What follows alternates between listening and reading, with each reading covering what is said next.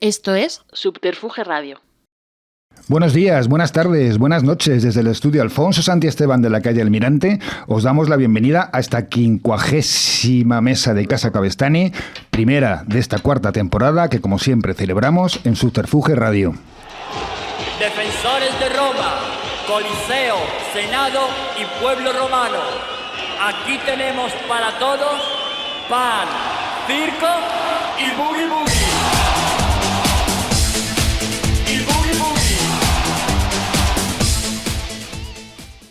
Bien, pues bienvenidos a esta 50ª mesa de Casa Cabestany. Estamos por ponernos una referencia en septiembre del año 23 y comenzamos, como os decía antes, con muchas ganas esta cuarta temporada. Y hoy tenemos, como siempre, dos invitados súper chulos, súper interesantes. Uno de ellos ya repite con nosotros. Pero bueno, antes de empezar, que luego siempre se nos olvida, como en nuestra mesa es una parte muy importante la comida, o es una parte básica, hoy tenemos un menú que es un menú de cuatro tés, ¿no? Tenemos tortilla, torreznos, tartar y luego una tarta que vamos a tomar, que es la primera vez que la hacía y en el transporte se me ha estropeado un poquito, pero bueno, seguro que confiemos que esté rica. Una experiencia maravillosa, sin parangón. Sí, es en la forma, ¿no? Totalmente. Si el fondo se ha mantenido, qué bonito. El espíritu de la tarta sigue en pie. Qué maldad que se haya desmoronado un poquito en alguna zona. Claro que pues sí. Mira, hoy en este programa siempre tenemos invitados un poco relacionados a veces con la subcultura, incluso a veces algunos con vidas turbulentas, pero con éxito dentro de esa vida o de ese camino por el lado oscuro de la vida, pero que han triunfado, han salido, lo han disfrutado.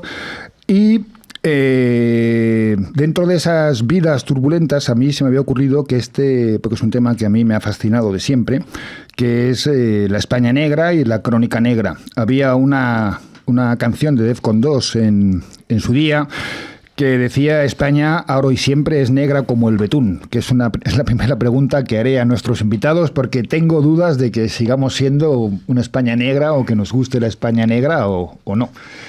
A mi derecha, tengo a Servando Rocha, La Palma, 1974, músico. Viniste a Madrid cuando tocabas la batería en Mule Train, sí, como aquellos músicos canarios como Pepe Verde y tal, que en una época estabais en distintos grupos aquí en la península. Y eres el capo y un francotirador brutal en una editorial que se llama La Felguera Ediciones, ¿no? Donde te dedicas a dar rienda suelta, iba a decir, a lo que te gusta, que en el fondo es lo que te gusta, ¿no? ¿Quién me iba a decir a mí que publicando atrocidades, ¿sabes?, me ganase la vida y encima crease alrededor una comunidad de seguidores, de fieles, de fans? Soy fan de muchas cosas, pues el fanatismo es algo deseable, igual que las bajas pasiones, la venganza, el odio y el rencor. Eso le pasa a Miguel Ángel Martín, que es un dibujante de cómic muy amigo, creador del logo y de la imagen de Subterfuge, que él dibuja cómic de violencia sexual, ¿no? Y dice: si vendes, y dice: no te puedes imaginar lo que vendo, vamos, porque hay un público, y cuando me censuran, más vendo todavía, porque se me han censurado en Italia, pues ahora me hago famoso en Italia y vendo más. O sea que hay un submundo del oscuro, ¿no?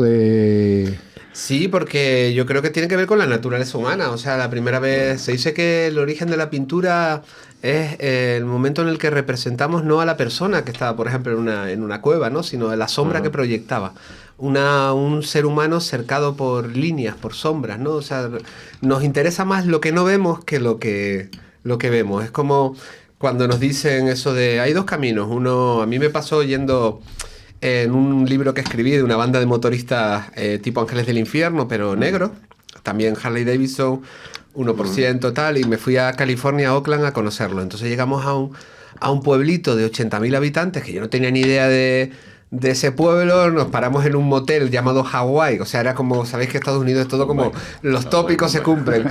Por supuesto, la mesía de noche de la Biblia y tal. Entonces era súper temprano, y como ellos allí son unos desgraciados, porque las 10 de la noche son como las 3 de la mañana, estaba todo cerrado, y le pregunté al que estaba allí en recepción, digo: ¿un sitio para tomar algo? Y me dijo: pues mira, hay un British Pub y un sitio al que no queréis ir. A ese, ¿Y a ¿no? qué sitio? Y luego no era broma, porque evidentemente no había que ir ahí, tuvimos que salir corriendo, era una especie de narco corrido en medio de una carretera. Ya que podía salir con los pies por Totalmente, delante o sea, nos y miraba desaparecer gente para tejano, siempre, ¿no? enormes con sombreros de cowboy, me miraban a mí en pantalones cortos, llegando en un 600, y eso es verídico, un 600 escuchando los chichos, o sea, entramos ahí y nos dijeron, ustedes venir aquí, a estos de la raza, decían, estos de la raza, y diciendo, pero qué raza, soy canario, hombre. O sea, yo soy del sur, más del sur. Pero sí, es entre un camino conocido y el camino más oscuro y más tal, siempre elegimos, no sé por qué, pero elegimos siempre, ¿no? ¿Tú qué opinas, Miguel? Bueno, Yo espera, opino- al otro lado de la mesa tenemos perdona, vamos a presentar a Miguel Ángel Almodóvar, Madrid, años 50. Ya estuvo con nosotros en el Círculo de Bellas Artes, un especial que inolvidable. hicimos sobre San Isidro, que Con ahí no David teníamos menú, ahí teníamos a David Botello, anís y agua, azucarillos y aguardiente, Bueno, que es lo que tocaba en ese... Tampoco en está ese. mal dependiendo de la hora. De hecho, yo lo repito, ya me quedé con tu cantinela y tengo en mi casa una botellita de anís seco y unos azucarillos que se y de vez en disuelven. cuando me lo tomo. Espectáculo Y maravilloso ver cómo nadan, es- ahí flotan y luego finalmente... que es lo que se daba a los niños a finales del siglo XIX, siglo XX, agua con azúcar con anís. Vamos. Es del siglo XIX, pero ten en cuenta que a mediados en los 60 a todos los niños españoles les daban quina. Quina Santa Caterina es medicina y es golosina. Se anunciaba así en la televisión. Quinito da unas ganas de comer. Era un vino de 14 grados o 19 ¿Pero se grados. daba para en fin. dormir o cómo Exactamente. que No, era un reconstituyente, así se anunciaba. Qué gran palabra. Era para abrir el apetito, para reconstituir, ¿no? el cuerpo. Y, en fin, lo hemos tomado, pero a esgalla, aquello, o a cascoporro, que ya sé que te gustan las voces en desuso. Esto lo utilizan ellos como costrino, ¿no? A cascoporro yo lo digo con frecuencia porque me gusta recuperar. Yo lo que creo es que a todos nos interesa eso que es, al fin y al cabo, estamos viviendo un momento en que parece que todos los males de la juventud, las violaciones grupales, todas las salvajadas vienen de que los niños ven porno. Bueno, esto habría que reconsiderarlo, por lo menos pararse un momento a pensar si es así o no. Pero ¿qué es el porno, en definitiva? El porno es la elipsis del cine habitual, el cine que nos ha fascinado a todos.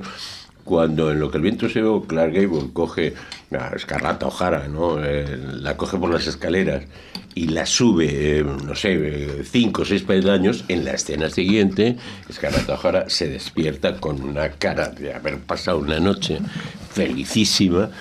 Bueno, pues eso es la pornografía, lo que ha pasado entre medias, la elipsis. O sea, de aquí pasamos de un plano a otro plano, pero que ha pasado entre medias. Eso es lo que nos cuenta. Y sí que yo creo que hay una fascinación en general, y la seguimos teniendo, por lo que nos es muy difícil de entender.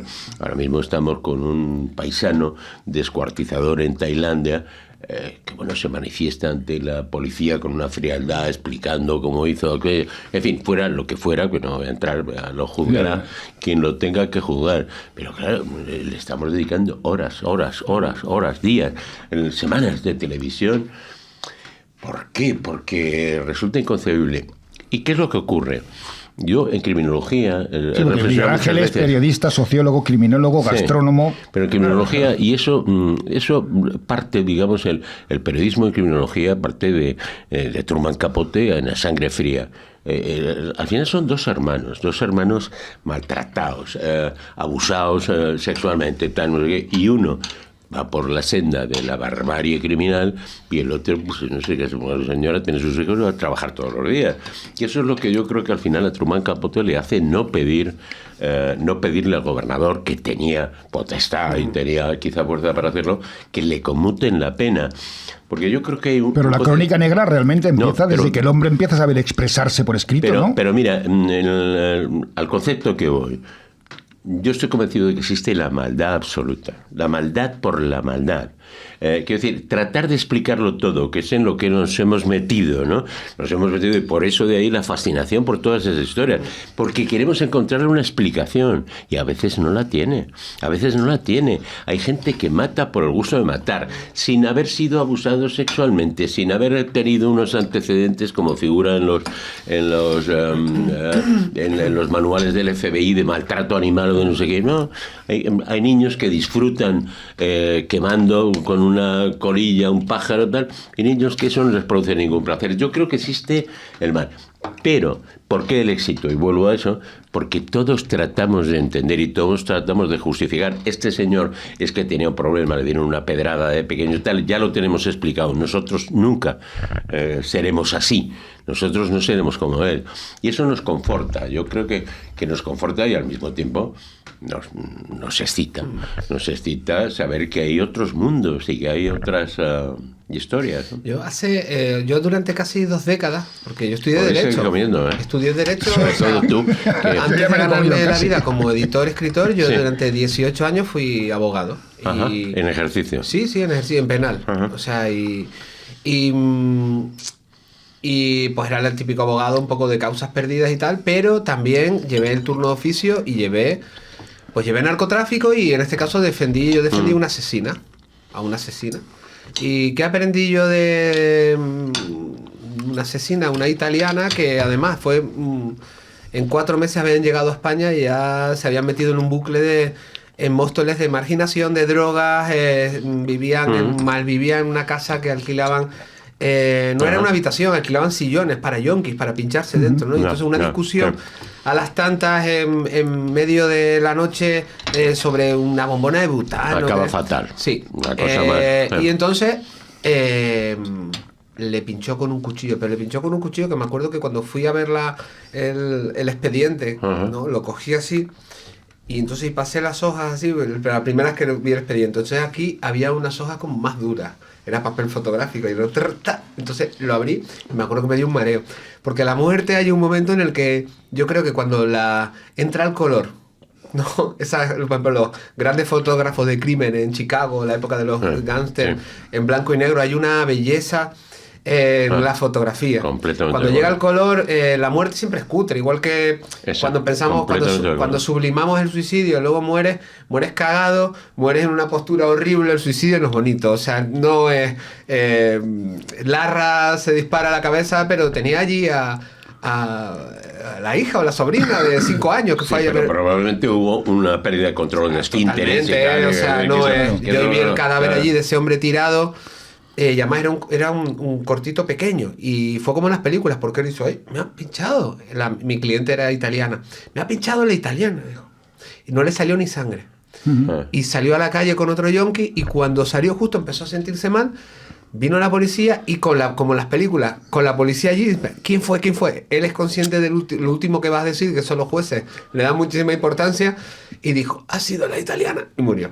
Qué peliculero, ¿no? Sin sangre prácticamente. Pero una arteria, ¿no? Y lo que aprendí es que ella, evidentemente, sabía lo que había pasado días después, semanas después, meses después, pero entra en Alcalameco, en prisión de mujeres, yo voy a visitarla y a medida que pasaba el tiempo ella iba cambiando el relato en su cabeza. Claro, iba elaborando. Pues yo creo que hay un momento, es un poco como, yo qué sé, como William Burroughs con Joan Bolmer, ¿no? Cuando le dispara jugando a Guillermo Tell, ¿no? Él tarda cerca de medio siglo a contar realmente y cómo digamos, lo intenta comprender diciendo que hay un espíritu malvado que fue el que le hizo disparar. Claro. Y él, toda su obra es contra el espíritu malvado, ¿no?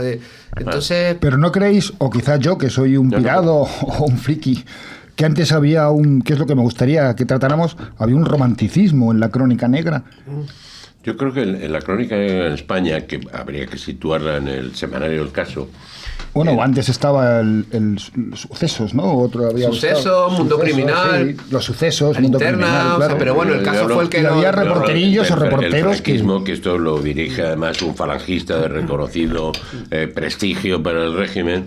Bueno, pero a finales del 19 ya había muchas gacetas y muchos gacetilleros que se recreaban en ese... Esto lo sé por los libros, pero el caso es que yo lo he leído y ten en cuenta, yo por ejemplo iba a Almería, a un pueblo de Almería, donde había pues un grupo de señoras analfabetas a las que yo les leía. Entonces eso pasaba en los años 60, que no creemos, este país era Namibia en cutre en los años 60, esto era el colmo.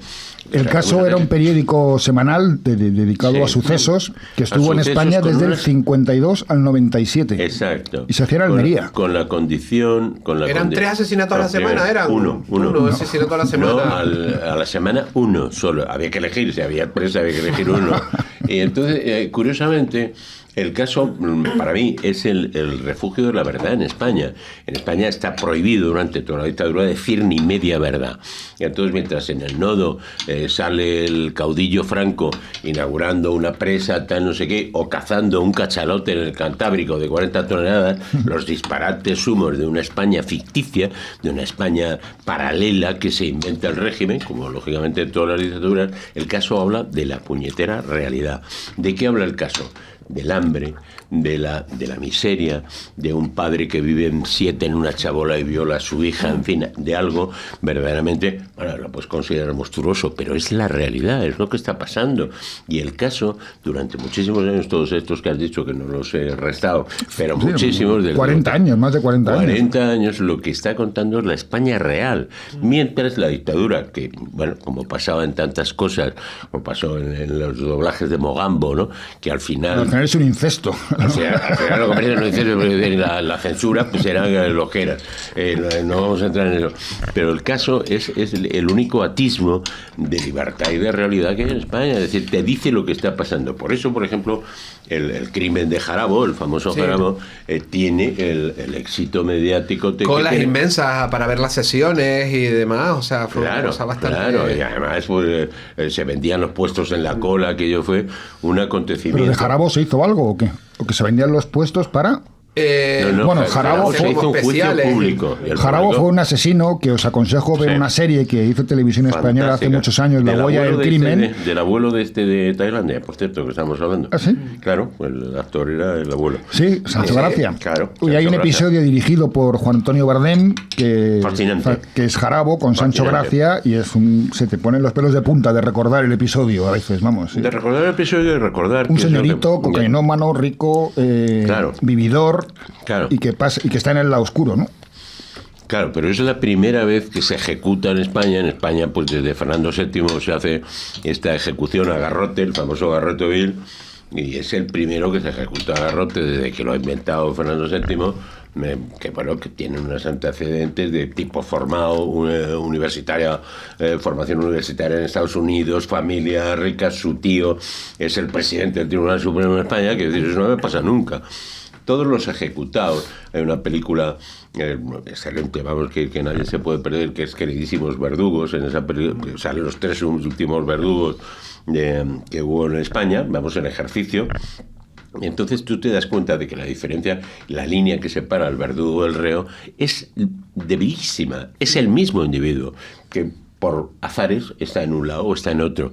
Es el lumpen, es la gente sin ningún horizonte, es los pobres. Por eso digo que Jarabo pues tiene un éxito mediático. Jarabo además yo creo que le matan porque la criada que mata en casa de estos señores en Salamanca estaba embarazada, y eso ya para el franquismo ya era para pasar demasiado. Pero entonces finalmente le condenan a muerte, una muerte que dura como 3 o 4 horas. Yo conocía al verdugo que lo ejecutó, entonces tenía un cuello, era campeón de judo, de tal, no sé qué, era un deportista universitario, en fin, el modelo estadounidense, ¿no?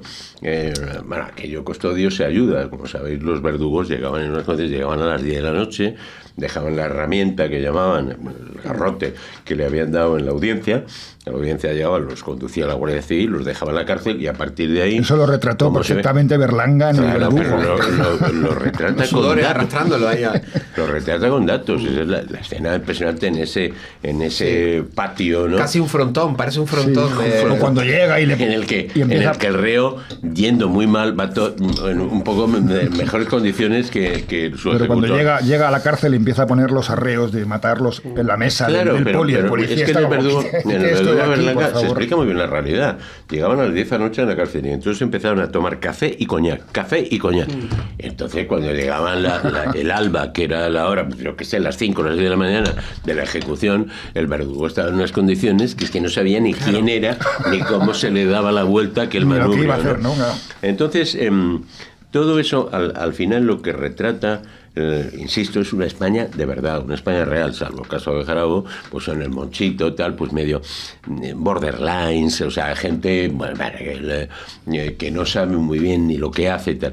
Pero esa era la España de verdad, era la España que yo creo que el caso es, vamos, para mí es un paradigma. Pero incluso después del caso, si hablamos de una cosa ya más reciente, de esta tan traída y llevada transición a la democracia, que parece que hicimos muy bien, yo pienso que no tan bien, y que tiene más lados oscuros que claros. Pero dicho esto, yo recuerdo Ramón Arangüena, pues, conocido por 1000 programas de televisión y todo el mundo ha visto sus cosas, pues empieza a trabajar en el caso y entonces va a cubrir, pues estamos hablando ya del año 77, 78, 79, esos años, la amnistía es del 77, el 79 son las primeras elecciones generales, si no me equivoco. Y entonces pues va a un pueblo andaluz donde se ha cometido un crimen y allí pues hay que presentárselo primero ante la autoridad. La autoridad allí es la policía municipal, el jefe, claro, y dice, venga a cenar a casa y tal, le lleva, y al mismo tiempo el responsable de la policía municipal es el que lleva la antena de cine porno que se hacía en los edificios. El edificio contrataba, claro, y cada uno pagaba y ponían cine porno. Y entonces mientras están cenando y viendo porno con su señora, el policía les estropea, sube a arreglar la antena, porque él es el responsable de esto, y la señora le pregunta a Ramón Arangüena, ¿qué edad le parece que tengo? Ramón Arangüena pues dice una inconveniencia, parece que tenía menos de lo que él dice, y entonces ella se pone a llorar cuando viene el tipo de arreglar la antena, saca la pistola y la amenaza. Estamos hablando ya de una España en la que la dictadura se ha acabado hace tiempo, pero esa España negra, volviendo para no perdernos a tu pregunta, yo creo que si hay un gusto en los negros, porque eso existe. Tú hablabas de esa tertulia de Pombo, ahí está Gutiérrez Solana, quien pinta ese cuadro, y nos cuenta una España que es atroz, pero esa es la España, perdona, me vais a perdonar, soy muy mayor, es la España que yo he conocido. Yo iba con 14 años, en el 64, estaban triunfando los Beatles a un pueblo de Zamora, y allí el único entretenimiento de los niños era cercar a un gato, llevarle a un sitio para matarle a pedradas. Entretenimiento de los niños para pasar la tarde.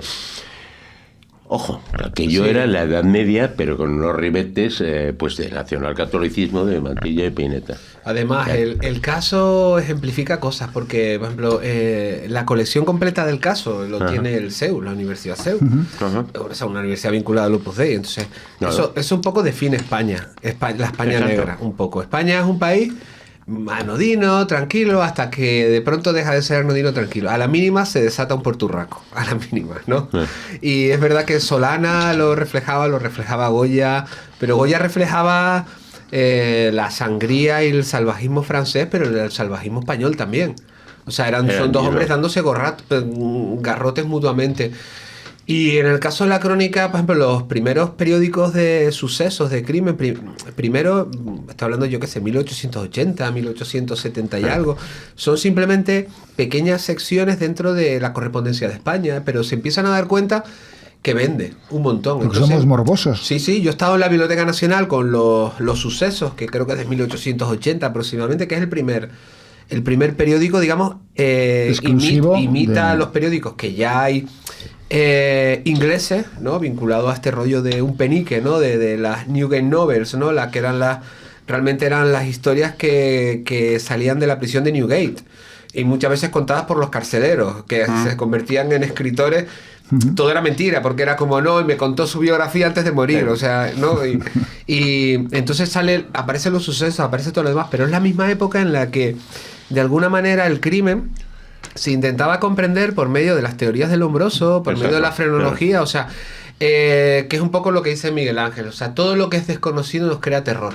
Entonces, desde el mismo momento, desde el momento que el crimen lo puedes explicar en base a anomalías que tienen que ver, o incluso predecir, porque es el sueño es un poco Minority Report, el sueño de adelantarte al crimen, por medio de los aspectos, por medio de la separación de las cejas, pero eran unas creencias que hoy en día son pseudociencias, pero eran las que creía la gente. Baroja, por ejemplo, al que yo adoro, está lleno de expresiones. Ahí quería yo llegar, a Baroja. Yo veo un romanticismo en Baroja, yendo por el café de los Fornos, yendo por la Modelo, yendo por París. Y en vez de ir por el Sena a pasear, se va por las injurias, en las injurias de París, se va a tabernas apachescas, y hay un momento maravilloso de Baroja, de esos momentos que dices tú, no puede ser verdad, porque es tan bonito. Él se va a Londres 10 años después de los crímenes de Jack el Destripador, y se va a Londres y pasea con Enrico Malatesta, el anarquista, va a buscarlo al taller. Fíjate. Y dice, de pronto la prensa lo ponía como un monstruo enorme, tal, y de pronto me encuentro a un tío un poco cabezón, muy dicharachero, muy amable, que llevaba un taller, y él pasea siguiendo las novelas de Charles Dickens por Whitechapel. Y luego ha quedado con el cónsul español. Y cuando lo ve venir con 2 italianos, no sabe que es Malatesta, pero va con 2 italianos, entonces dice, ten cuidado con los italianos, pues son todos terroristas. Y todas esas creencias que son pseudociencia, pero han pervivido en el tiempo, expresiones como tiene cara de asesino, que se sigue utilizando. Todo eso viene de Lombroso. Entonces, hay un momento en el que es el momento del franquismo, en el que la sociedad se defiende del crimen, del oscuro, de la anomalía, del camino torcido, cuando lo intenta racionalizar de alguna manera en pseudociencias, en que está impulsos criminales, pero racionalizarlo. Claro, entonces por eso el franquismo, claro, por eso hoy en día todavía hay gente muy ignorante que dice, no, es que el franquismo no habían delitos. Y entonces, claro, lo que pasa es que los primeros, durante la primera década, digamos, de los 40 a los 50, por supuesto habían crímenes, ¿vale? Sí. Pero eran crímenes que tenían que ver más con la subsistencia, con los robos de trenes, robos de mercancías, extraperlo y demás, pero habían crímenes, pero estaba censurado, porque no se podía reflejar que vivíamos en un país que supuestamente era un país perfecto, donde habían atrocidades que no encajaban ni en las teorías de Lombroso ni nada por el estilo, encajaba en pues que la naturaleza humana, como he dicho antes con la persona que yo llevé, es muy fácil matar. Esta persona no nació criminal, no nació así, hizo así. Claro. En base a unas circunstancias que lo empujaron. Que no tiene ninguna explicación. Pero fíjate que yo creo que hay que dejar, respecto al discurso brillantísimo que estás haciendo, dejar claro un concepto. Es decir, el gusto por el mundo criminal, por los sucesos, etcétera, llamarlo como quieras, no es de la gente humilde. Antes decía que yo en Almería contaba que leía el caso para señoras analfabetas que estaban allí cosiendo, y yo les leía en voz alta el caso. No solamente es esto, hay que tener en cuenta el crimen, por ejemplo, de aquí, de la calle Fuencarral, Benito Pérez Galdós, que no era, en fin...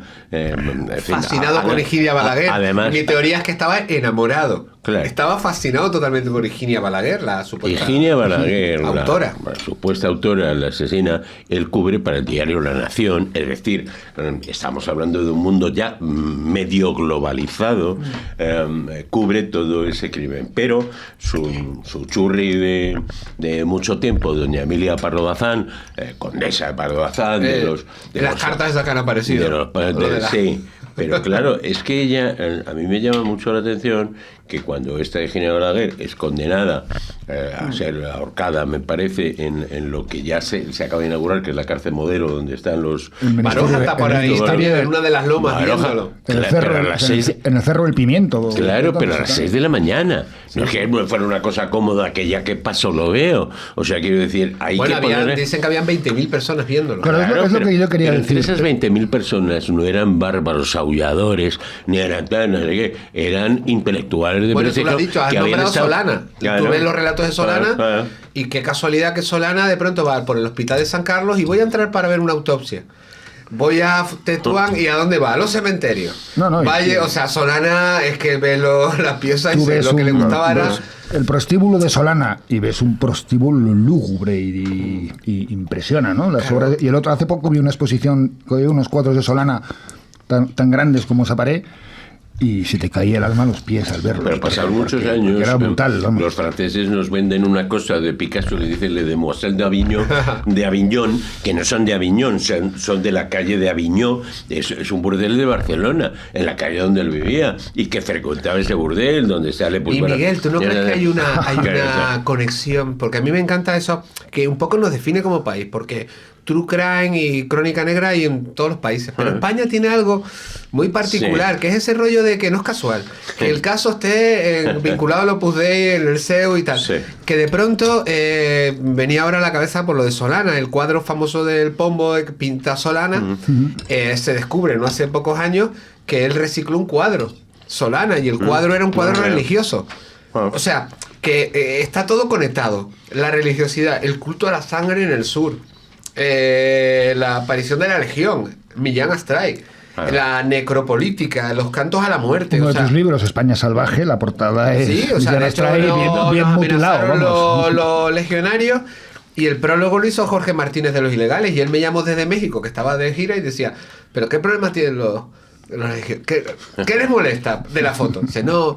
Y yo le decía, no, pero es que dicen que no era un tío bárbaro, que era un tipo sensible, que le gustaba el arte y tal. Y Jorge Ilegales, que ha tocado para legionarios y demás, decía, es que ya no hay ni legionarios de verdad. ¿Qué sensibilidad? Era un berraco de mucho cuidado y esto es lo que hay. ¿Os acordáis del inicio del...? Como era Franco decía cuando estaba en África él de teniente coronel Cuando o era de Paca, coronel. ¿cómo era? La llamaban Paquita la culona. Siempre decía, ¿no? Que un día en el rancho un soldado no quería comerse las lentejas, sacó la pistola y le pegó un tiro en la cabeza, vamos. Pero citabas antes El verdugo de Berlanga, que para mí, no lo sé, entre las 10 mejores películas de la historia del cine y mundial, de toda la historia. Una película que la he visto 200 veces, cada vez esa sucesión de planos cuando el Pepe Isber se entera de que está liada con Nino Manfredi, con el que... pero la película empieza, como os acordáis, con una ejecución que tal en la cárcel de Carabanchel. Esa entonces había, para llegar, pues estaba el suburbano, en Carabanchel, que había que llegar a ese metro, y los enterradores, Nino Manfredi y otros actorazos que no sé cómo se llaman, se ofrecen a llevarle y le preguntan, pues también sádicamente, tal y como ha sido la cosa, como tal, no sé. Dicen, pringao, no sé cómo lo pringao, entonces no se decía, pero en fin, tal, ¿qué fue lo que dijo antes de morir? Sí, pero claro, dice, nada, se ha venido abajo y tal, no sé qué, dice, nada, lo ve antes y tal. Y luego descubrimos en su casa que tiene un retrato de uno que él le enseña el reloj, dice, esto me lo regaló no sé cómo le llamo, un cliente, tal, ¿no? Que le dijo además, como eran las 5 o las 6 de la mañana, dice, perdone maestro que le haya hecho madrugar y tal, y me regaló el reloj. Dice, ahora tal, no sé qué, la raza degenera. Es una cosa impresionante. Antes de entrar al metro, al suburbano. ¿Pero quién dice la raza degenera? El verdugo. ¿En la película? Claro. Qué maravilla. La raza degenera, yo lo utilizo muchísimo. Entonces, es eso, ¿no? Es esa fascinación. Es decir, voy a morir y... Bueno, las crónicas que hay, no son crónicas, son como... Goethe es el mejor ejemplo. Lo último que dice uno antes de morir, Goethe dijo, más luz, quiero más luz. Sí. Manolete también decía, ¿no? Más luz, Manolete, ¿qué dijo?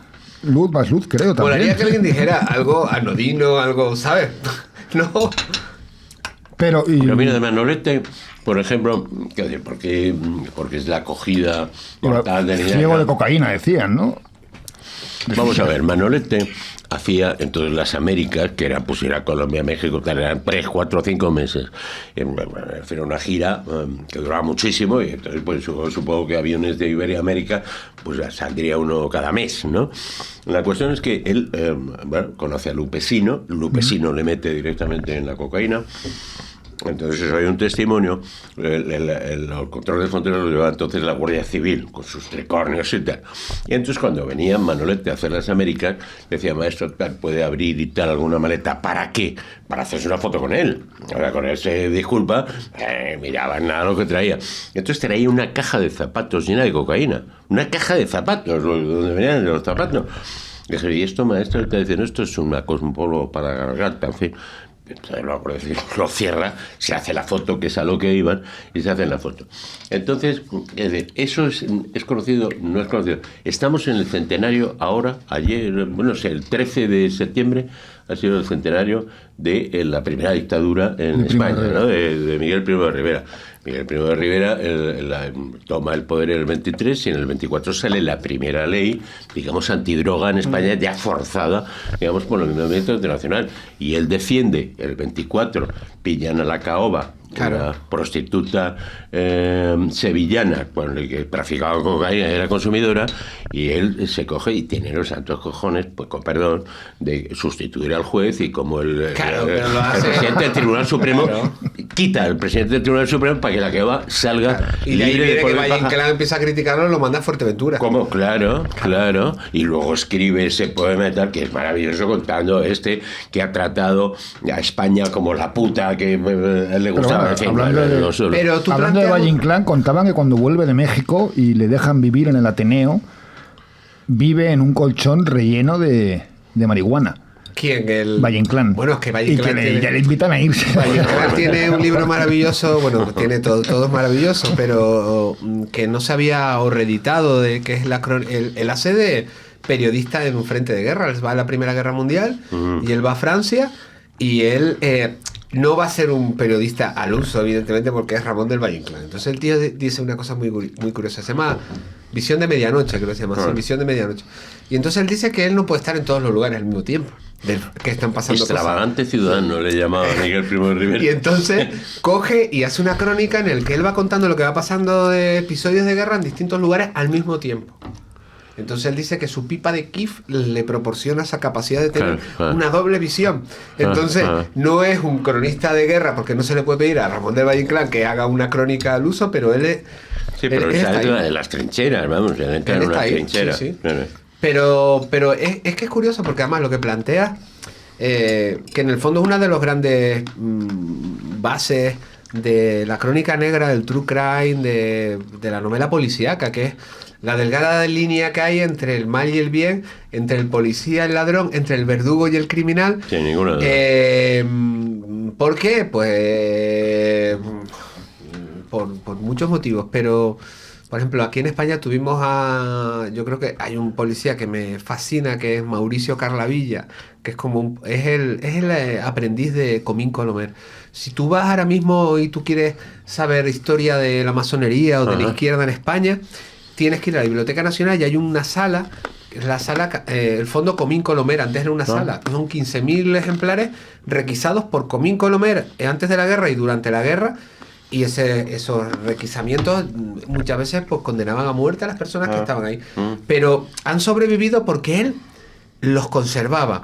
O sea, él, un furibundo ultraderechista a límites inimaginables, y gracias a él, a esta misma semana habrá gente en la Biblioteca Nacional. Yo he estado en el Fondo Comín Colomer leyendo sobre anarquismo, sobre terrorismo, gracias a él. Y Mauricio Carlavilla igual, él escribió, yo creo que el peor libro que se ha publicado en España, que se llama Sodomitas, que es brutal. Yo lo tengo en casa porque es que es el mayor disparate del mundo. Ese respetar, joder, ya hace 1500 años antes, cuando los godos saquean Roma, respetan todos los monumentos. Bueno, pero esas son las leyes de la guerra que ya no se respetan, o algo así. O sea, reconocen que son obras de arte y no las atacan, roban, saquean, pero no destruyen la ciudad. Los últimos bandidos, últimos forajidos que hubieron en España, o de IRA, o en el caso de Tú me hablabas, ¿no? Luis Candelas tenía una vertiente romántica, ¿no? Y Maninos ya a todos les cogía por lo mismo, por un amor y tal, que se les iba la cabeza. Y hoy en día a los terroristas muchas veces les ocurre porque los pillan porque hacer las cosas en el anonimato no mola. Tienes que contarlo. Antes se contaba por carta, se contaba fumándote un pitillo de después con un amante, y el amante era policía o vendía su secreto. Y te había pillado por el garrito en el gato. Claro, exactamente, o ahora se cuenta en un email, ¿no? Entonces, porque ser héroe, aunque el héroe sea poner bombas, anónimo no mola. Oye, y tú que estás más especializado en finales del siglo XIX, principios del XX, que quizás para mí es la época más romántica, si es que hay un romanticismo dentro de eso, ¿no? Porque el otro día me decía Héctor, que hablábamos antes de él, ¿y tú ves romántico el crimen de los marqueses de Urquijo? Y digo, pues no, la verdad es que no, ¿no? Pero a lo mejor todo va con la sociedad, con la evolución, ¿no? Al final, Madrid de los 19 es un pueblo manchego, muy pequeño. Hablas de que 20.000 personas van a una ejecución y a lo mejor es el 10% de la población, no te voy a decir el 10, pero Carlos, sí el 3% yo creo que a lo mejor, de la población de Madrid. Seguramente no habrá una explicación, solo una explicación, habrá muchas, pero sobre todo también tiene que ver con el desarrollo de las ciudades. Cuando las ciudades empiezan a Madrid, hasta los años 20, los años 30 se decía que la Gran Vía era el pequeño Broadway, por lo iluminado que estaba, y viene el odio del falangismo diciendo, esto ni España ni es nada, el anti-España, que son como culturas extranjerizantes y tal. Pero cuando de pronto las ciudades se convierten en ciudades muy grandes, Madrid es un caso muy particular con los bajos fondos, porque tú vas por ejemplo a París o vas a Londres, y ellos han tenido, Londres además, una ciudad antiquísima, o sea, existe Londres, pero tiene los bajos fondos muy delimitados. Pero Madrid, Baroja decía, entre la luz y la oscuridad hay, Claro. hay una delgada línea. Entonces Pero- tú salías de la Puerta del Sol, caminabas 10 minutos y estabas ya en lo que fue nuestro pequeño barrio chino, que realmente fue la cabecera de Lavapiés. La calle Juanelo, Encomienda y demás, eso la prensa en su época lo llamaban los barrios tenebrosos. La calle de la Ruda, que al fin y al cabo es una planta abortiva que Bueno, utilizaban las exactamente, prostitutas, pero fíjate que lo que ocurre en Madrid ocurre en toda España, a excepción de Barcelona, porque a través de la Primera Guerra Mundial pues entra la morfina, entra la cocaína, en fin. Pero digamos, lo que pasa en España es que llevamos 200 años de retraso en todo. Quiero decir, respecto a la Revolución Francesa, que establece cosas verdaderamente formidables que hoy nos parecen una tontería. Quiero decir, el delito se individualiza. Antes se juzgaba a 20 por el mismo delito, ahora no. Ahora cada individuo, el delito hay que individualizarlo. Se separa el delito del pecado. Esto es algo acojonante, porque hemos vivido siglos y siglos en que todo lo que era pecado era delito. Era una legislación que se fundía con lo religioso. Lo mismo pasa, ¿qué es lo que da lugar a la Revolución Francesa? A la Revolución Industrial. ¿Y qué da lugar a la Revolución Industrial? La Revolución Urbana. Ese amasijo de ciudades que no están preparadas y tal. Entonces eso a España llega todo con mucho retraso. Por eso tenemos, quiero decir, mientras citabas el Reino Unido, la Revolución Industrial, aquello ya había pasado. Lo que estaba pasando en España siempre era con 200 años de retraso. Con lo cual, pues hay digamos, un folclorismo del que están ajenos, pues Francia, Inglaterra, los países que sí que han hecho una revolución. Miedo, con el concepto del miedo. Claro, el que miedo es muy de las medieval. ciudades es un miedo burgués. Quiero Es un decir, miedo que de pronto en 1910 empiezan Claro. a traer apaches tatuados franceses en Madrid y Barcelona cometiendo crímenes, robando. O sea, hay un miedo que, por ejemplo, el opio que aquí no llegó finalmente. Como había muchos reportajes sobre San Francisco, lo que estaba pasando, se pensaba que iba a entrar por los puertos de Barcelona, el barrio chino, pero no pasó realmente. Pero el miedo era, claro, son ciudades donde realmente ha estado los bajos fondos, no la España negra, pues la España negra tiene que ver más con la No, perdona, no así la morfina, ¿eh? La morfina, ahí están los retratos en fin, mil cosas que en la... Sí, la morfinómana y demás, al final. Claro, sí. pero vamos a ver, es que en la Barcelona, de la Renaixença catalana, las señoras quedaban a las 5 de la tarde para tomar el té y para ponerse un pico de morfina. Entonces, la entrada que por primera vez se hace, digamos, con la jeringuilla, que inventa Nicolás, no, ese es el de la en fin, no me acuerdo cómo se llama, ahora recordaré, el que inventa que se hacen de manera artesanal. Y entonces las señoras, la alta burguesía de Barcelona, se compran unas jeringuillas, pero que vienen con lapislázuli, diamantes y tal, cada una personalizada, quiero decir, tuneada para tal. Para suavizar las jaquecas, los dolores de cabeza, el malestar entonces, general. Matar moscas a cañonazos, fíjate, ¿qué se llama? Eso se hizo en una exposición hace, no recuerdo ahora, pero diré hace 10, 15 años, se hizo en San Francisco, té y morfina, que es París y Barcelona, y entonces es la hora del té donde las señoras tranquilamente se ponen su chute, se pinchan morfina. No, Sherlock Holmes era morfinómano también. Claro, Conan Doyle pero- ya lo sí, dice, sí, lo sí. que se inyectaba. Claro, pero fíjate que entonces eso, el consumo de cocaína en Barcelona en los años 20 era muy superior al actual. Es que ahora dices que la cocaína. La cocaína en los atracats donde iban Picasso, Casas y tal, la vendían la cocaína de Merck, ahora Merck Sap and Dom, una gran multinacional farmacéutica alemana, y entonces eran unos tubitos así de 1 gramo, creo que, en fin, yo no he tenido oportunidad de probar eso, pero creo que era Bueno, y los derivados de cocaína, la novocaína, Claro, había de todo que se... Oye, veo que estáis casi acabando, podíamos ir pasando al postre, ¿no? Sí. Venga, He cogido un pues, poquito de conmigo prisa, yo dije superbién. que yo era... Nada, vamos, con No, calma. pero no, yo feliz. Ahora ya, pues, vamos a hacer una pequeña pausa mientras traemos el postre y Pero qué continuamos maravilla. con el ¿Será programa. verdad el postre o qué? Claro que es verdad.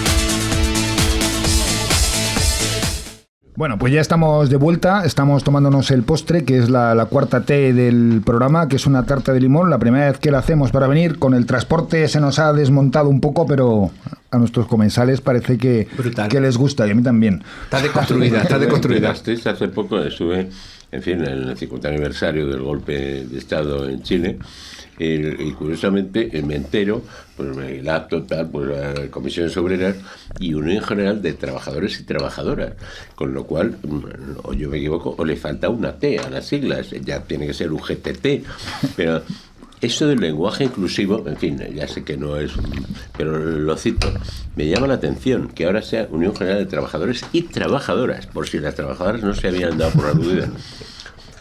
Vivimos en tiempos de... Entramos en materia. Oye, ¿y qué diferencia veis, por ejemplo, que tú empezabas con él en un tema como el asesinato de Daniel Sancho y el crimen de la Quindalera, o el crimen de la calle Fuencarral, o el crimen de Gaztambide, cuando encuentran a las chicas, a los niños en un vertedero, decía Bermúdez y... Lo que pasa es que estamos hablando de una época, tú conoces muchísimo más, en la que sí es verdad, lo heredamos, digamos, heredamos una tradición de implicación de poderes fácticos en esos crímenes, y hay que recordar pues estas cosas tan negras, ¿no?, de Extremadura, de tal. Siempre había señoritos, había sexo con niñas y con niños, en fin, había cosas muy raras, ¿no?, en España.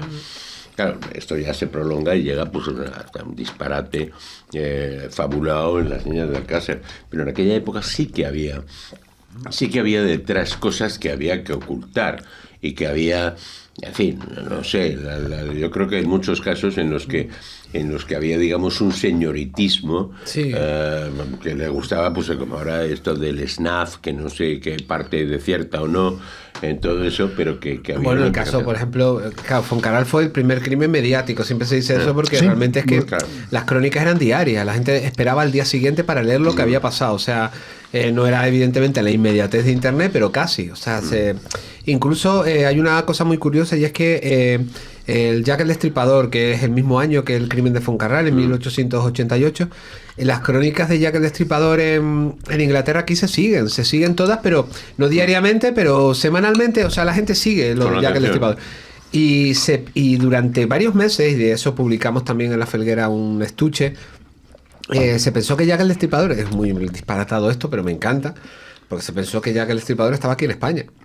Entonces, ¿qué había? ¿Por qué? Porque no podía evadirse de Scotland Yard, la policía más avanzada. Entonces se pensó que en un principio había cruzado la frontera por Francia, y allí hay un reporte de la policía en el que detienen a varios ingleses, los registran, buscando, decían que era médico, ya entonces, buscando algún tipo de instrumental médico y demás. Y es bonito porque nos define como país. Antes que decíamos que el crimen y el catolicismo, la ultraderecha está muy conectado, de pronto llega Jack el Destripador, se piensa que está aquí en España, y ¿cómo lo llaman en Cataluña? Jack no va a ser, le llaman Jaume, y aquí es Juanito. Entonces Juanito es visto en todos lados, y aquí en Madrid hay una turba, que siempre lo exageran, pero una turba, según la prensa, de casi 2.000 personas, serán menos, pero era muchísima gente en el Mercado de la Cebada, donde persiguen a un pobre diablo que venía de las injurias, que decían que imitaba el chillido de las ratas, o sea, alguien que tenía algún tipo de discapacidad mental, que lo vieron hablando con una niña, y lo persigue una turba. Incluso se pensaba ya que Jack el Destripador podía haber sido una mujer. Entonces también persigue un príncipe de Inglaterra, ¿no? Hubo un mogollón de teorías, pero que de alguna manera los poderes fácticos y los miedos, en el caso, por ejemplo, la vampira de Barcelona, la vampira de Barcelona no es que fuera vampira, Enriqueta Martí. Claro, era las supersticiones que hasta... La matan en la cárcel o la hacen morir, ¿no? Claro, pero hay un reportaje muy famoso en la revista Crónica, creo que es en el año 34 o por ahí, donde hay una fila de personas que van al matadero de Madrid con baldes en busca de sangre, y directamente de las vacas que acaban de matar, o sea, porque piensan, y les pregunta al periodista, ¿dónde vais? Y el periodista va detrás y dice, vamos, porque nos da fuerza, nos libra de las enfermedades. Entonces hay unas fotografías brutales que publica, que con baldes de sangre, bebiéndolos, porque decía que si lo bebías inmediatamente eso te curaba las enfermedades. Pero la misma creencia que está en la vampira Barcelona. Ella secuestra niños para dárselos a las clases ricas, para curar enfermedades mortales que tienen las clases ricas. Pero eso hay muchísimos casos. Quizá el más conocido, aparte de de la vampira de Barcelona es el niño Bernardo de Almería, el asesinato de Almería. Claro, el sacamantecas de Almería que le llaman. Es decir, hay que tener en cuenta y tener muy claro que cuando hablamos de tuberculosis, nos parece que era una enfermedad conocida. La tuberculosis no se sabía de qué era, de dónde provenía, se llamaba tisis, pero eso todavía en, no sé, pues, en los años 60 y tal, se sigue hablando de tisis. ¿Por qué?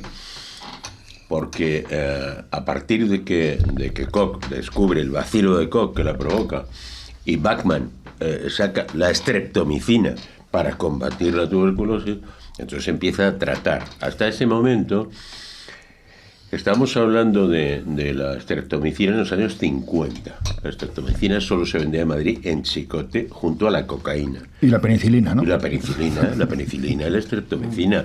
Entonces yo tenía acceso, pues clases adineradas, claro. Las mismas que compraba. Jarabo compraba su coca. Jarabo iba a chicote, compraba, claro. Porque estaba enfermo de tuberculosis, la streptomicina.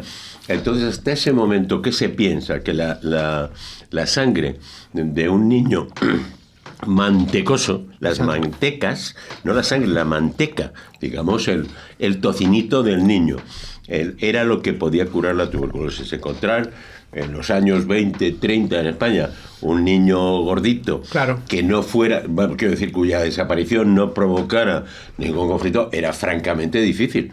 Los niños eran escuálidos, malnutridos, etcétera. Entonces un niño gordito era excepcional. ¿A dónde ibas a buscarlos? ¿Al barrio chino de Barcelona? Claro. Y entonces hijas de prostitutas.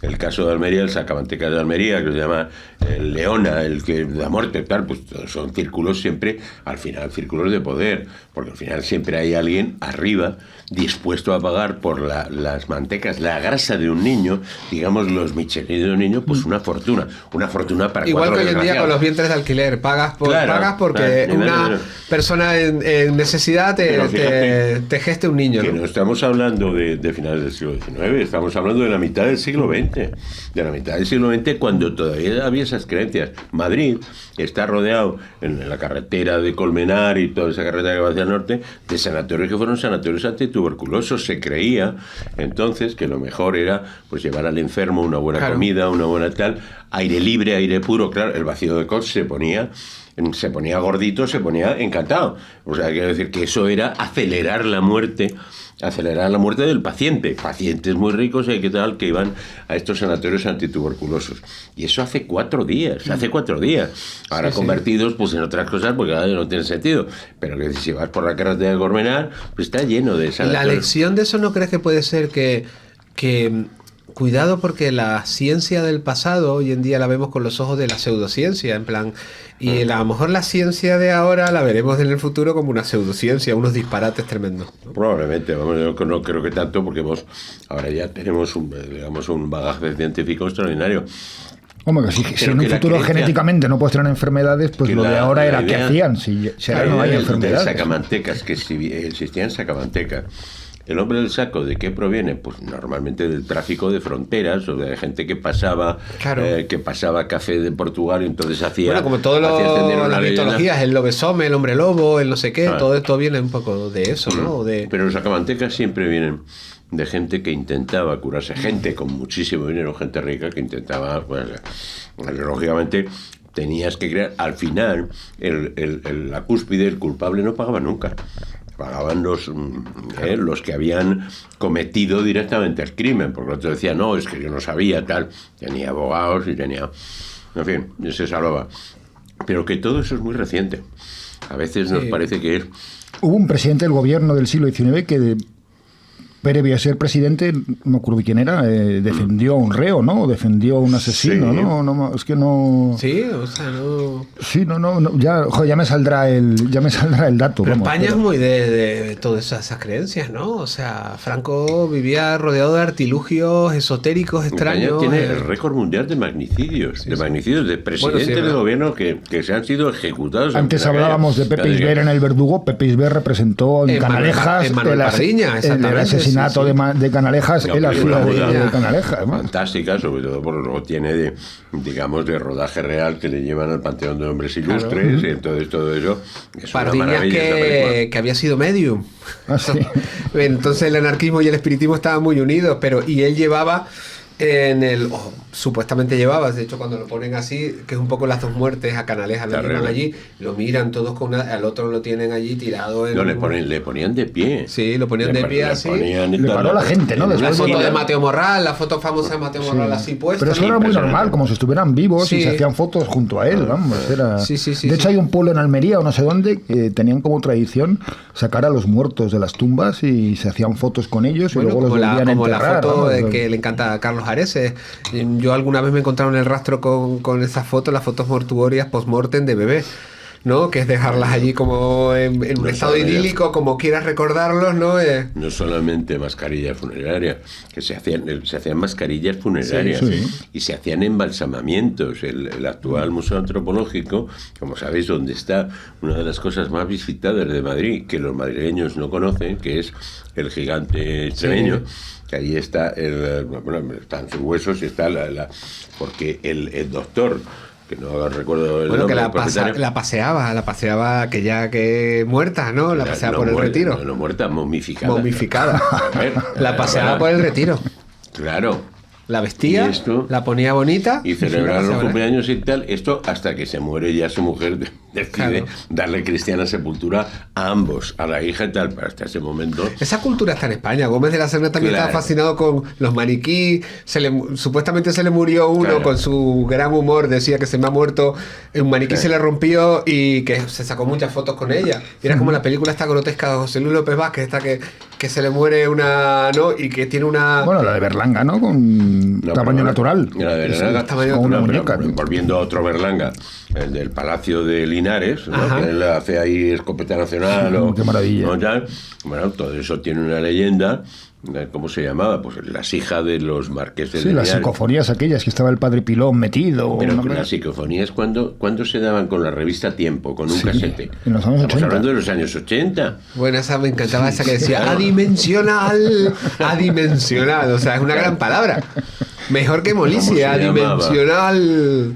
No me acuerdo cómo se llamaba. Bueno, la cuestión es que sabéis la historia, que pues son dos hermanos que se casan sin saber que son hermanos, luego descubren que tienen una hija y entonces la matan en un baño, en esa bañera. En el primer gobierno de José Luis Rodríguez Zapatero, el primer secretario de Información fue Miguel Barroso, un gran amigo con el que habíamos compartido, fuimos asesores de Maraval y tal, porque nombraron presidente de Casa América, ¿no? Y entonces pues yo le pedí que de Raimunda, que me dejara el teléfono, que es el mío, que no sé por qué que me dejara bañar en la bañera de Raimunda. ¿Y te pudiste bañar? Sí, hombre, claro. Pero te echaste un bañito, como el baño, como la famosa foto esta de la bañera de Hitler. ¿Quién es la fotógrafa esta? He hecho otras cosas, en despachos ¿En la bañera? Y tal. No, otras cosas, que ya no son tan confesables. Pero quiero decirte que son cosas que, insisto, esa psicofonía, ese rollo de Raimunda, que se llamaba Raimunda. ¿Cómo se llama el periodista este también de los misterios? Javier Sierra. Sí, ese me lo contó. Él ha dormido dentro de la Gran Pirámide. A ver, supuestamente. Me lo contó. Bueno, vale, pero tú te vas ahí como Crowley entró y sobornó a unos tipos para meterte, pero tú en los años 90 te vas a la pirámide y puedes meterte dentro.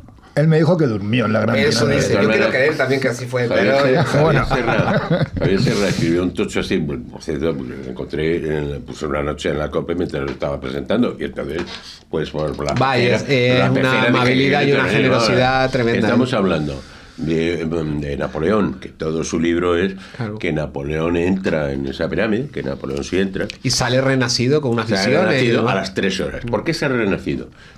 Tenemos biografías de Napoleón al minuto. O sea, quiero decir, la vida de Napoleón la podemos reconstruir al minuto. Tiene muchos historiadores al lado que están escribiendo. Era un tipo que comía en el caballo, comía cuando no sé qué, dormía cuando tocaba.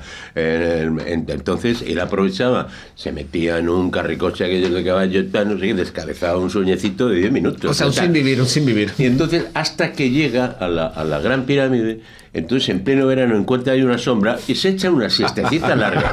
Y de esto... La siesta larga esa que te levantas hecho una puta mierda. O sea, no, si pero él se levantó muy bien porque estoy? nunca se la había echado. Nosotros los que nos la echamos todos los días. Claro. Me encanta esa teoría. Entonces él se queda tal y se levanta nuevo, renovado. Es como cuando y de te eso echas... hace Javier Sierra un libro así de color. A mí me ha pasado eso echándome siestas en la playa. que te da el solete y te levantas que te quieres morir. O sea, ya has estado 2 horas que no puedes ni andar. O Pero sea, no estamos hablando. Napoleón en la Gran Pirámide es la sombrita, fresco, aquello, que gustito. Que gustito. Sale renovado. Javier me dijo que pasó la noche. Lo que no sé si será verdad o no. Para escribir un libro de eso, dice Napoleón tiene la oportunidad de echarse una siesta larguita o lo que sea, de descabezar un sueñecito fresquito y tal, cosa que en su vida lo pudo hacer, ¿no? Porque él iba, venía, mandaban, ya sabes que en muchas batallas el problema, el pollo a la Marengo, este famoso que hace la batalla de Marengo, él gana una batalla, en la batalla de Marengo en el norte de Italia y tal. Y entonces cuando termina la batalla, bueno, pues vamos a cenar, pero todavía no ha llegado el camión con las provisiones, porque el éxito de Napoleón, hay que recordar la velocidad a la que avanzaba, una velocidad que hoy es inconcebible. Sus ejércitos marchaban sobre el estómago, comían bien, pero se movían a una velocidad tremenda. Por primera vez, en la pirámide tiene una oportunidad de echar un sueñecito y de esto sacamos 400 páginas. Vamos, admiro a Javier Sierra como a poca gente. Y posiblemente se despertó de la siesta. Es como sacar zumo de una porque luego su leyenda dice que empezó a cambiar los avatares de la guerra, empezó a arrasar. O sea, que se habrá levantado incluso refunfuñando y cabreado porque no tenía un café a mano. Entonces, eso me pasa a mí cuando me echo la siesta y no tengo café o algo, te pones de mala hostia. Entonces, pues tomó las decisiones militares en ese momento. Oye, y cerrando el círculo, aunque ponemos como ejemplo Madrid, pero que puede ser en cualquier parte de España, si donde está el Ministerio del Aire o el Cuartel General del Aire en la Moncloa todavía estuviera la cárcel Modelo y se sacara a una persona de madrugada y se la llevara al Cerro del Pimiento o a algún sitio a ser fusilada o ejecutada, ¿seguirían yendo 20.000 madrileños a verlo? No lo sé, creo que no, porque hoy tenemos Netflix, quiero decir, hay alternativas. En aquella, yo creo que en aquel momento todo eran acontecimientos, eran como los autos de fe en la Plaza Mayor. Es decir, ¿qué entretenimiento tenía el personal? Pues ese, ¿no? Ahora yo creo que estamos sobreentretenidos y sobreestimulados. Hay que decir, ahora, ¿tú tampoco crees que llamaría la atención? Que no sería... Yo creo que yo me hice esa pregunta hace años ya. De hecho, terminé un libro que se llama La facción caníbal, lo terminé en un monasterio. Me fui allí 3 días con el padre Jesús Mari. Yo pensaba que iba a estar yo solo, que es lo mejor del mundo quedarte en una hospedería de un monasterio, porque... Y además me habían diagnosticado un trauma sonoro, tenía como un zumbido en una oreja y había un silencio brutal. Y cuando llegó la primera noche allí, digo, voy a estar aquí a mi rollo, en penumbra, en medio de la cocina, veo una figura así oscura, el padre Jesús Mari esperando. Servando, que encantado de conocerte. Vamos a estar cenando juntos. Digo yo, joder, ya me tocó el cura aquí, tío, todos los días ahí. Y nos hicimos súper amigos. El tío, tengo un vinito por ahí que me ha salido malo. Pero porque estaba dándonos agua para cenar, dándome agua para cenar. Digo, ¿no tendrás algo ahí? Un vinito. Se sentía avergonzado él. Y después nos agarramos una impresionante. Y entonces me preguntaba, ¿y qué estás escribiendo? Y el libro se llama La facción caníbal. Y la pregunta que me hice es, ¿por qué nos fascina? Que me encanta la palabra fascinarse. ¿Por qué nos fascina lo horroroso? Y entonces yo me centré en un autor, en Edmund Burke, ¿no? Que en el siglo XVIII él saca un libro que se llama El Tratado de lo Sublime. Y entonces él se pregunta lo mismo, ¿por qué? Él dice que todo lo que es bello no es sublime, pero todo lo que es sublime es bello. Entonces hace un catálogo de fenómenos bellos y por lo tanto sublimes.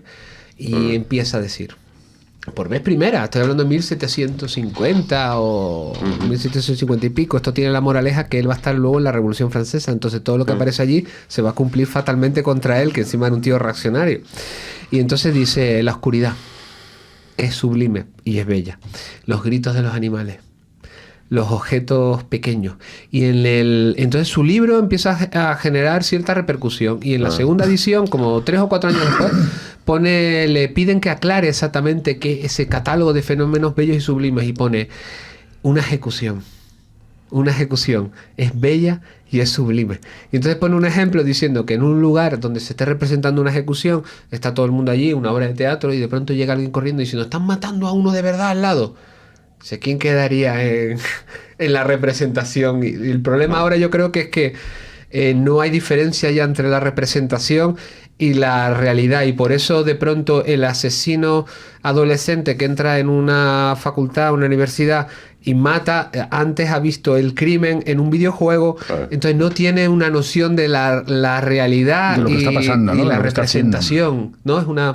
Oye, hablabas de canibalismo Y uno de los grandes artículos de Miguel Ángel es el canibalismo ¿sí? como sublimación del amor, como acto supremo del amor. Bueno, es claro, es devorar el objeto... Es poseerlo de una manera total, es la posesión total. Tú te comes a otro y entonces tus proteínas se incorporan a tu organismo, o sea, construyes las proteínas con las Nunca proteínas. desaparece, ya forma parte de ti. Joder. Evidentemente, fíjate que muchos casos, bastantes casos que cito en ese artículo es el de Armin Meiwes, conocéis, el vampiro de sí, claro. Este es un tipo de una formación, ingeniero y tal, que al final llega a un acuerdo con otro tipo. Bueno, que está el documental, lo de cortarle el pene, Sí. que luego el pene era pequeñito y era una decepción. No es por eso, ahora te lo aclaro. No. Que se le quedó en la sartén pequeño ahí y dijo, ¿qué no mierda hablemos, es esta? no hablemos del tamaño porque es un error culinario, vamos, de primero de Masterchef. Medir el solomillo. Nunca he visto esta cosa, pero en fin, él llega a un acuerdo con un tipo también perfectamente formado, un ingeniero tal, no sé qué, y llegan a ese acuerdo de que se lo va a comer otro. Y entonces, no me acuerdo cómo se llamaba. Contacta con él, y además es un anuncio donde busco una persona para devorarla. Que acepte ser comida. Sí. Y entonces, bueno, vamos ya a lo del pene, que te lo has anticipado. lo primero que hacen, digamos, como comunión espiritual, es decir, pues me cortas el pene y nos lo comemos los dos. Comete un error elemental de cocina. Toda pieza de carne primero hay que marcarla y luego cocerla. Él lo hace al revés, primero lo cuece y luego marca un chuchurrío. Y entonces no hay forma, no se lo pueden comer.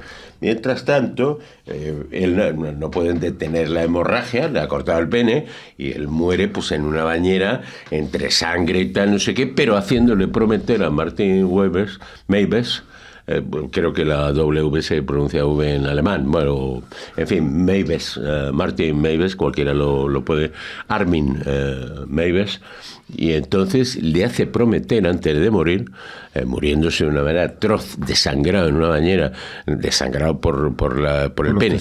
Entonces, no, le corta el pene, y es lo que se comen, y le hace prometer que no volverá a cometer ese error y que, por favor, tal. Así lo hace. Es la antítesis de Más luz de Goethe. Así lo hace, y entonces él congela todo, lo trocea el cadáver de su amante, de su amigo, al que va a poseer, digamos, de manera suprema, claro, porque lo va a incorporar a sí mismo, y entonces lo trocea, lo congela y lo va cocinando. Con todo eso hace un libro de cocina, que la policía alemana incauta y que nunca se ha revelado, no sé si con buen o mal criterio. Yo como editor ya estaba pensando, digo, pues yo quiero publicar ese libro de cocina. Si tienes, habrá que tener, supongo, que mucha influencia, pero vamos, la policía alemana lo tiene custodiado y tal. Pero entonces hace una receta. Isai Sagawa, el japonés que mata a su compañera de la Sorbona, una holandesa, y se la come. Este es un principiante, quiero decir que todo eso también es la idea, claro, de consumirla, pero luego en fin, ahí está lo de Aníbal Lecter, que hay que leer los libros y no tanto las películas, porque quiero decir, hay toda una fascinación. Claro. Decía Bernard Shaw que no hay amor más sincero, más completo que el amor a la comida.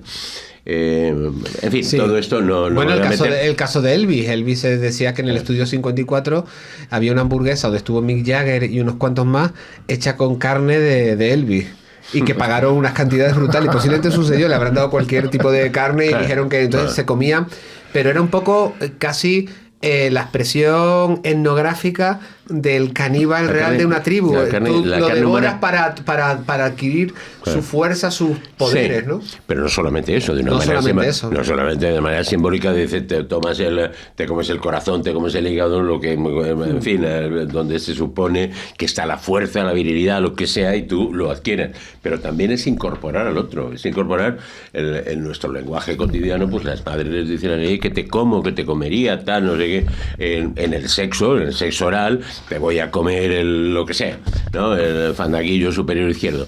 Y entonces, quiero decir, hablamos de comer, ¿no? Te como, tal.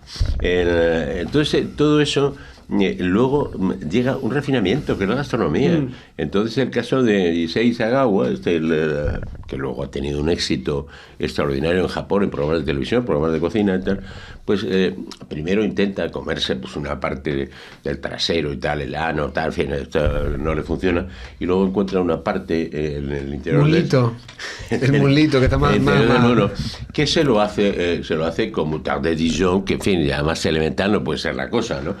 Pero hay un salto en todo eso y hay una fascinación en el ritual antropológico. Evidentemente, asesinatos antropológicos ha habido desde el principio de la humanidad para conseguir comida. Es decir, si somos...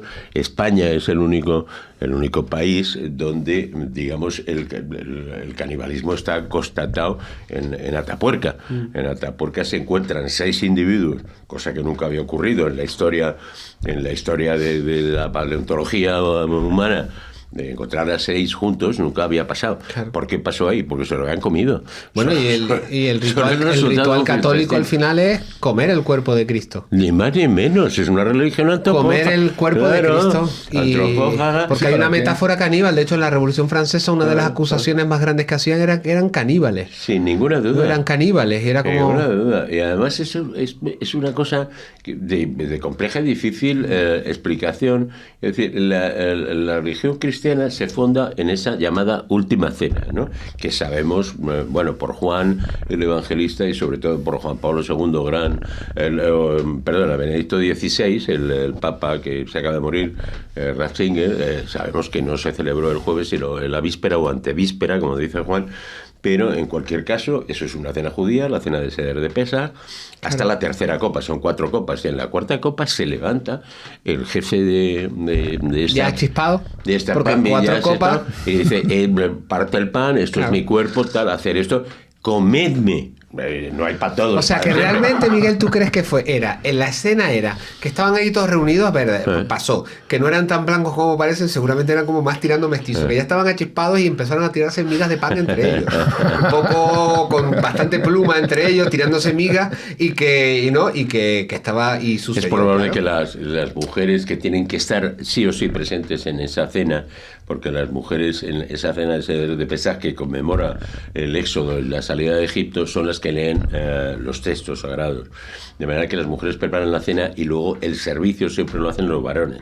De manera que allí pues estaría María de Magdala, la propia Virgen María, su o sea, una juerga en toda regla, o sea, brutal. Un grupito. Y luego cómeme el culo, cosas así, ¿no? Habrán dicho ese tipo de cosas. El establecimiento de esta religión es un acto absolutamente caníbal. Sí, sí. Es decir, vamos a ver, ¿qué representa mi sangre? Pues vamos, metafóricamente. Comer y beber todos de él. Mi sangre, porque pues, yo soy... Los que estaban, pues hubiera llegado, que no había 12, seguramente eran 30 y tantos, o sea, había mujeres... O sea, que incluso estaba petado el sitio, o sea... Claro, y había perros, porque entonces no pasaba el camión de la basura de madrugada, entonces los perros tenían que gestionar los restos. Pero dicho esto, ¿por qué se establece una religión calamidad? Es decir, aparte del pan, dice, esto es el símbolo de mi cuerpo, si me coméis a mí, pues tendréis para 3 o 4, ¿no? Claro. Es decir, y luego, ¿cómo lo hacéis? Pues lo hacéis de una manera simbólica. Cada vez que comáis pan, pues estáis comiendo mi cuerpo. Y cada vez que bebáis vino, estáis bebiendo mi sangre. Sin ninguna duda, es una religión caníbal. Totalmente. Qué fuerte. Joder, nunca había tenido esa concepción, ¿eh? Lo dejamos ahí en todo lo alto para que la gente que nos sigue le dé una vuelta. Bueno, pues ya estamos terminando. Servando, Miguel Ángel, ¿qué tal habéis estado? ¿A gusto? No hay más, no, sí. Todo es muy abundante. Muy rico y muy abundante. Muchísimas gracias. Bueno, ¿qué proyectos tienes tú, Servando? Servando, ¿qué proyectos tienes? Porque sigues sacando libros, pues haciendo acciones secretas los fines de semana. ¿O? Ahora está empeñado en que le haga un libro Miguel Ángel Almodóvar. Te seguiré con mucha más atención. Sí. Tengo un libro que se llama La Última Cena, que habla de todo esto, pero además con fundamentos. Con fundamentos. Bueno, en fin, ya hablaremos de eso. ¿Qué? Me ha preguntado otra cosa. Bueno, yo como escritor terminé un libro sobre una historia secreta de Madrid y tal, de dirección hacia el norte. Bueno, ya saldrá en su momento y tal. Y luego acabamos de publicar un cómic, el primer cómic de Mario Riviere, que se llama Amanece en Ciudad Despojo. Y el próximo mes sacamos un libro de Dion Fortune, que fue una ocultista británica que durante la Segunda Guerra Mundial monta un grupo de meditación para lanzar conjuros, hechizos mágicos contra los nazis. Entonces visualizaba escenas en las que ellos mismos eran patrullas angelicales que custodiaban eso mientras el Blitz, mientras caían las bombas. Pues haremos las cartas de meditación de eso. Y luego el año que viene hay un montón de libros ya con derechos comprados y un poco... Qué maravilla. Y luego presentaciones de esas un poco inusuales que solemos hacer. De hecho, este sábado hay una que es una visita a oscuras en una librería para hablar de pistolerismo en Barcelona en los años 20, 30. Y tú, Miguel Ángel, no pararás tampoco, ¿no? Yo ya he cumplido 73 años. Coño, pero sigues escribiendo, sigues haciendo radio. Vamos a ver, lo que pasa es que hago cosas cortas, escribo casi semanalmente, pues escribo un artículo en Madrid Diario, en Diario Crítico, luego colaboro con 50 sitios, sigo escribiendo cosas de gastronomía, desde ese lugar raro en el que ahora me encuentro, raro. ¿Raro por qué? El padre de Julio Iglesias. Que diría el padre de Julio Iglesias. Bueno, porque, fíjate, a mí esta idea, al final, yo he vivido de conocimientos aparentemente inútiles, ¿no? He hecho muchas cosas para ganarme el salario, soy funcionario de carrera, llegué al nivel 29, al máximo que se puede llegar a la administración, fui director general, luego he estado 30 años en televisión, pero siempre me han gustado las cosas que aparentemente no sirven para nada, eso de conocimientos absurdos, pero que finalmente cuando llega una cierta edad empiezas a conectar cosas que aprendiste aquí, que aprendiste allá, y entonces que mezclan. Yo creo que si me seguís en mis artículos hay mucho de eso, hay mucho de mezclar cosas que aparentemente no tienen nada que ver, pero que yo he llegado, pues eso, en esta edad senil, en el arrabal de senectud, que diría el poeta, pues a mezclar estas cosas. Pero me ha impresionado lo que dices, ¿no? He crecido, me he curtido a base de cosas que no valen para nada, pero al final hay que tener los huevos y tirar para adelante, ¿no? Y decir, sigo. Pues vale, y además, ese no vale para nada, te lo dirá el exterior, ¿no? ¿Qué haces esto que no vale para nada? Y tú sigues en lo tuyo, ¿no? Como a ti. ¿Por qué sacas libros de este tipo? Sí, pero porque tengo yo creo que igual que para cuando eres chavalillo, a mí me pasó, cuando yo era chavalillo, mi madre me venía, me decía... Mira la foto esa encima de la chimenea, no sé qué, de tu abuelo. A mí no me interesaba quién era mi abuelo ni mi bisabuelo. Pero llega un momento en el que dice, oye, cuéntame otra vez de mi abuelo. Para saber lo que somos. Lo que fuimos, lo que somos. Y en este país hay un déficit de memoria de saber a dónde hemos llegado a esto. Sin ninguna duda. ¿A dónde hemos llegado a esto? Y cuando de pronto la derecha agita el ruido de sable, agita el golpismo, o lo que sea, o hablo de otro... Es herencia también, porque somos un país que tiene una tentación muy grande hacia Puerto Urraco, hacia Goya, hacia Solana, hacia esa tentación. O sea, que seguimos siglo XXI, seguimos las dos Españas, ¿no? Y seguimos dándonos garrotazos enterrados por la pintura. Hubo alguien que dijo eso, que toda biografía es ficción, porque toda autobiografía es ficción, pues tú mismo te estás escribiendo tu propia autobiografía, pero... Yo creo que es entender lo que somos, tanto porque la naturaleza humana es muy parecida a la historia. La historia es contradictoria, no tiene... Los marxistas todavía se están echando las manos a la cabeza diciendo que por qué la revolución empezó en Rusia, que era un país atrasado. Y todavía no aprenden que la naturaleza humana es contradictoria. Hay cosas que suceden porque le dio la puta gana a la historia aparecer y ya está. No tiene mayor historia, pero lo bonito, y a mí lo que disfruto realmente es lo que está diciendo Miguel, yo creo, de que esas conexiones que son esa defensa de la subjetividad radical. Esa es para mí me funciona, tiene coherencia ese relato, es mi relato. Con esa énfasis que se tiene hacia la objetividad, que siempre es falso, porque luego al final siempre no tiene sospechas que está todo manipulado, pero es la subjetividad, es buscar esas conexiones, esa imagen que hay en las películas de crímenes, ¿no? De policías, ¿no? Del tablero donde hay unos... No, porque nada desaparece y empiezas a ver el árbol genealógico de este país y empiezas a ver que los Borbones, el otro le disparó al otro, lo mató, el otro viene, y de ahí, de cómo es de estos lodos... polvos sobre los lodos. Ayer te mandé una foto con todos los libros que tengo tuyos de la Felguera y me dijiste, o sea, hay puertas que abren porque otras son puertas que se cierran y eso te da otra puerta, y otra puerta te da otra puerta, y lo que me ha dicho Miguel Ángel hoy seguramente me va a inspirar a medio plazo para, hostia, Esto es interesante. ¿El qué? Vamos, te diría, pero para aportarle algo a tus televidentes. Bueno, ante todo, que sí que hay una cosa que me gustaría escribir, una historia de los verdugos españoles. Pero ya lo hizo Daniel, este tío muy bueno, Daniel Sueiro, ¿no? Sueiro, claro. Lo que pasa es hizo un libro muy guay. Claro, cogiendo ese libro y otros 20, y tal, quiero decir, a más de Daniel Sueiro, que es el. Oye, que si terminas una historia de los verdugos, cuenta con nosotros. No, o sea, manda el manuscrito. Yo la empiezo, si digamos, de acuerdo. No, yo la documentación la tengo toda. Pero te diría como aportación que es muy interesante, tan válida como cualquier otra, quiero decir, ¿qué es España? España, quiero decir, si alguien viene de fuera y quiere saber qué es España, primero, tiene que ver ese cuadro de Goya, de estos dos tipos metidos hundiéndose en la arena, dándose garrotazos, y al mismo tiempo leer la carta de despedida de Amadeo I de Saboya, rey de España. Ahí él, como sabéis, estaba comiendo en Fornos, ahora Alcalá de Esquina Peligros, y entonces viene su edecán y le dice, Ruiz Zorrilla, el presidente del gobierno, ha gritado en el Congreso, viva la República. Sí, había pedido la comida, dice, no, por favor, no me traigan la comida.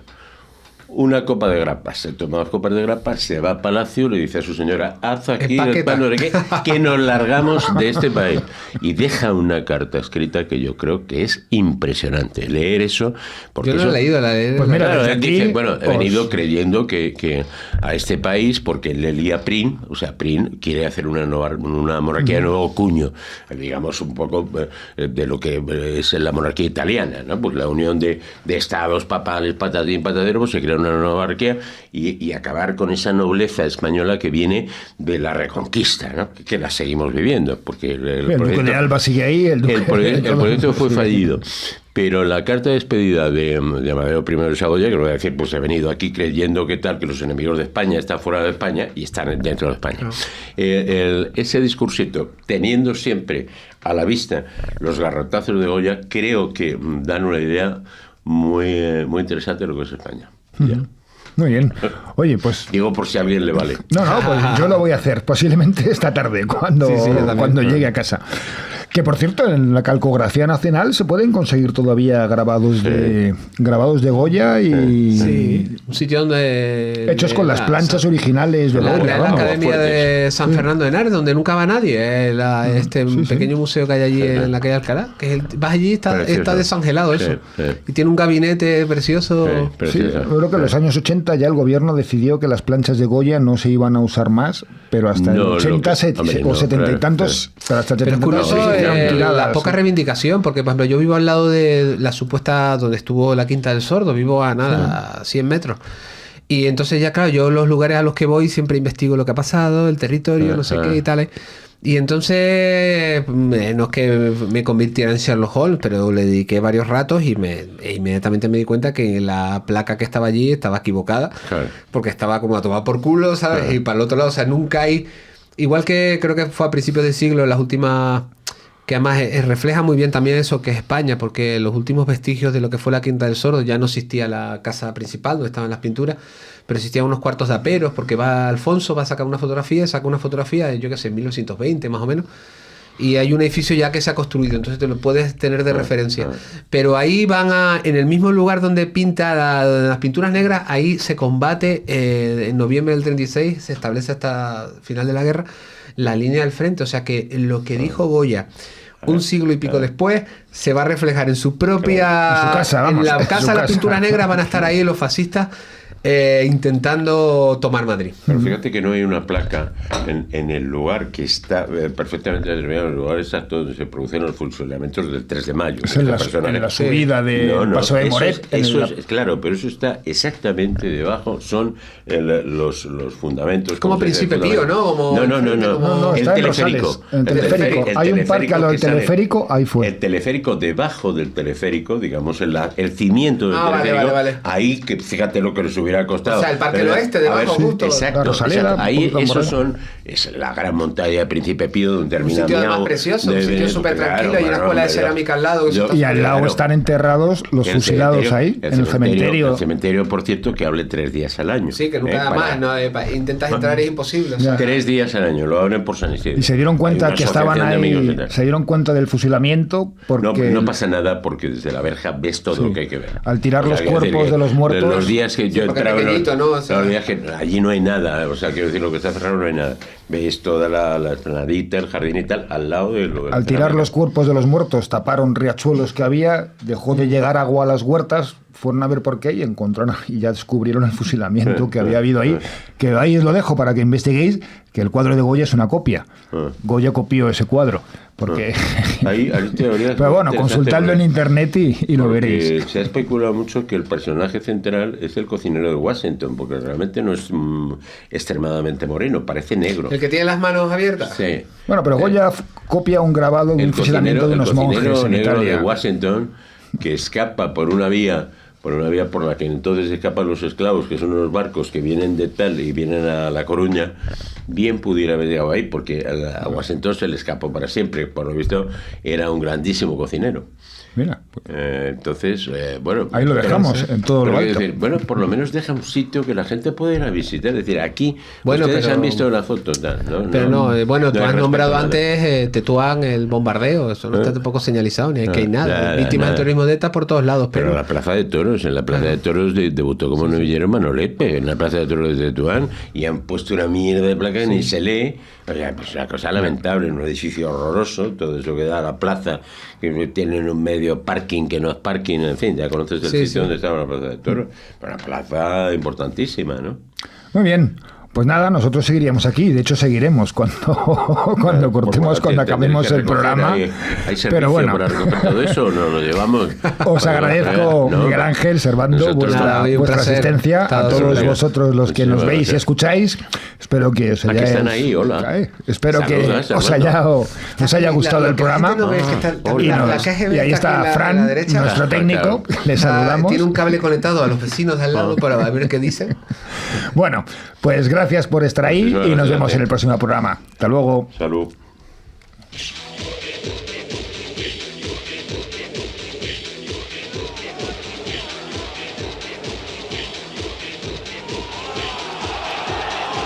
Defensores de Roma, Coliseo, Senado y pueblo romano. Aquí tenemos para todos pan, circo y boogie boogie. Y boogie boogie.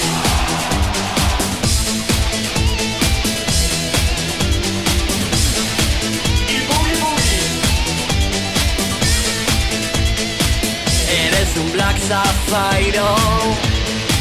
Eres un puerco espín. Eres un Fiestar 2. Eres un telefilm. Te has instalado un sensor para detectar amor. Eres muy puerca. Eres muy saperlista. Eres muy Terminator bonita.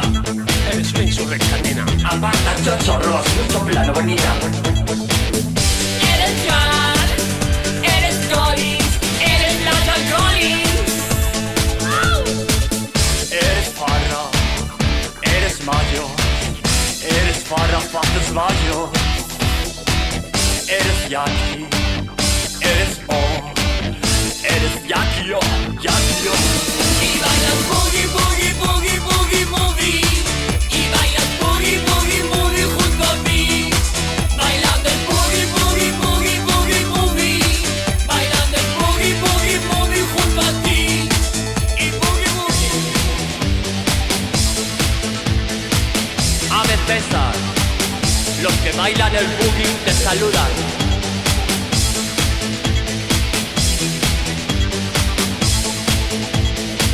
Eres un Black Sapphire. Eres un Porcupine. Eres un Alligator. Eres un Telefilm. Eres John. Eres Colin.